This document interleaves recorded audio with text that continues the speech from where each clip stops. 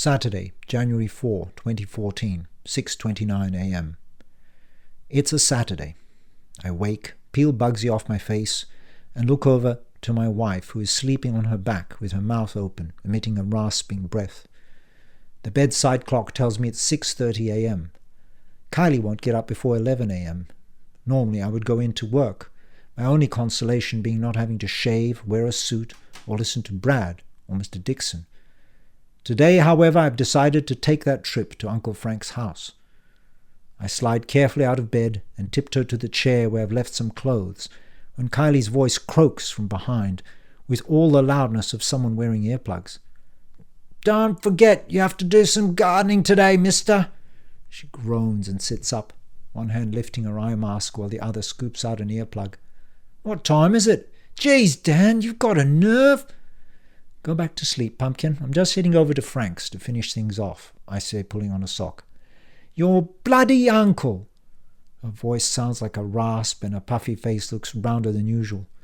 "When is he going to be out of our lives for good?" I frown at her and she flops back onto the pillow.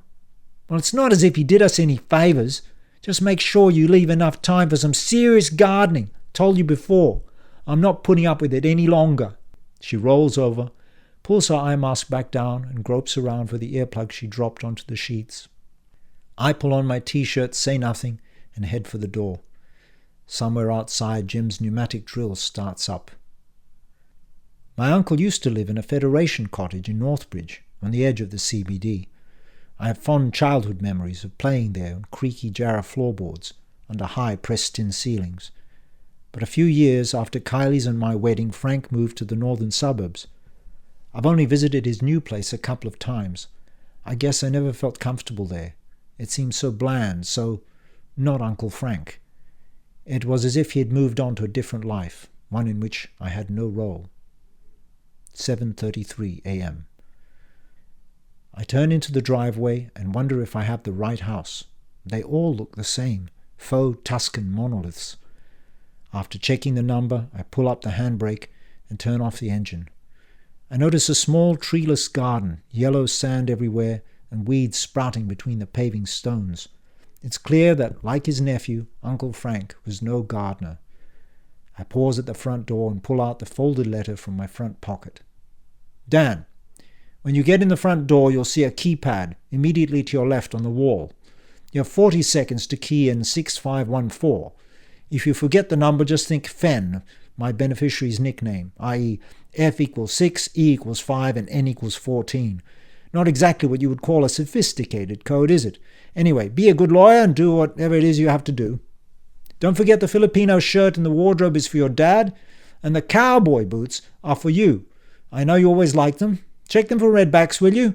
The blasted thing's always making a nest inside. Cheerio then, Frank." I grimace as I refold the letter. I don't remember any cowboy boots, and I've never had any particular liking for things country or western. Oh well, there is a good Sammy's bin on the way home.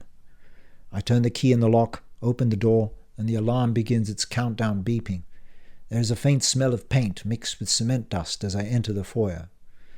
The heavy blinds and drapes that cover every window mean that the interior of the house is dark.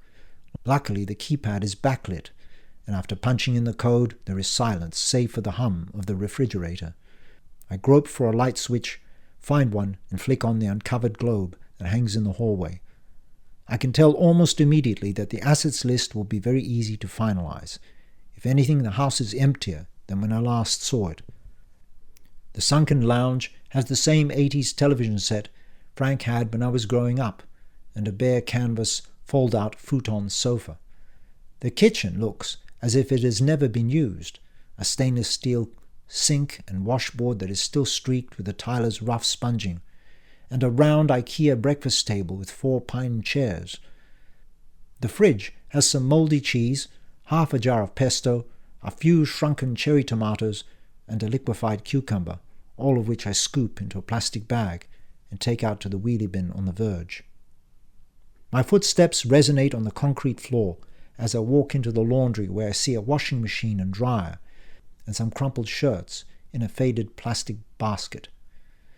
A cupboard opens to a space under the staircase which stores a box of cockroach baits, various detergents, a frayed broom, a dustpan without a handle, and a bucket full of brittle pegs. Upstairs the bedrooms are all empty save for the master bedroom, which has a queen-size futon and a small side table filled with neatly folded socks and underwear. I turn on the light in the walk-in robe to see Uncle Frank's familiar blue cardigan, a couple of business suits, some ties, jeans, and of course the Filipino shirt. On the floor, among the neatly arranged sneakers, joggers, and polished black work shoes, are the cowboy boots. They are snakeskin, tattered and scuffed, with pointed tips and tarnished brass spurs, boots that call to mind permed mullets and achy-breaky heart. I pick up one by the loop with my fingertips and frown as the odor reaches me. I tip it upside down and bang it against the wall to dislodge any redback spiders, then jump back reflexively when something lands near my feet. I crouch down to have a better look. It is a piece of paper, a till receipt perhaps, folded to the point of being curved. I prod it with my finger, then pick it up and open it out and hold it to the light. "I bet you are going to throw these into the good Sammy's bin. Shame on you. And place the same message in both boots just in case. Go into the cupboard under the staircase. Mind your head. You'll see a trapdoor in the ground which leads to the basement. Remember, Mark, you're smart, so I know you'll figure it out." I drop the boot and hurry down the steps, unseen companions following with every echo. I open the cupboard door and crouch low to get in. A flashlight sits on an empty wine rack and I turn it on, nudge the bucket of pegs to one side and aim the weak beam at the floor. Through the floating dust particles I can see a door frame in the floor and a recessed handle. I pull it, but nothing happens. I stand up, banging my head on the underside of the stairs. "Fuck!" I squeeze back out into the laundry, where I unfold the paper and reread the message while massaging my skull. "Remember, Mark? You're smart. I know you'll figure it out." I look back inside and aim the torch beam. It abruptly cuts out. A quick smack with the heel of my palm brings it back to life.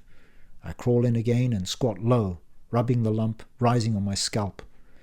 I flash the dying beam onto a wine rack, and there, below the bottom shelf, is another keypad. "Remember, Mark?" I fumble for my pen and notebook and write down Mark Seymour, and then the numbers corresponding to the letters: 13, 1, 18, 11, 15, 5, 25, 13, 15, 21, 18. Mark Seymour was, of course, the lead singer of the Hunters and Collectors. I key in the numbers and try the handle.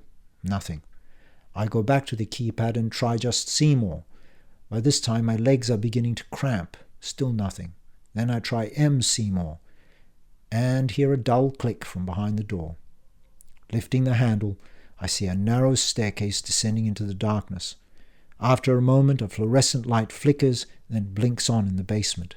I ease my way onto the stairs, where I am greeted by a hot, musky scent of synthetic carpet, computers, and human skin. It is a sound studio.